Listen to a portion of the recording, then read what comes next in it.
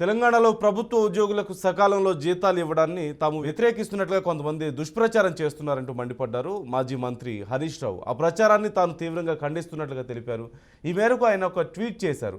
తన ప్రసంగాన్ని తప్పుగా అర్థం వచ్చేలా ప్రచురించిన కొన్ని మీడియా సంస్థలకు సమాచారం ఇచ్చి ఆ వార్తలను సరిచేయించానంటూ తెలిపారు. అయినా కూడా కొందరు కావాలని ఉద్యోగులను రెచ్చగొట్టి రాజకీయ లబ్ధి పొందేందుకు ప్రయత్నిస్తున్నారంటూ ఆగ్రహం వ్యక్తం చేశారు.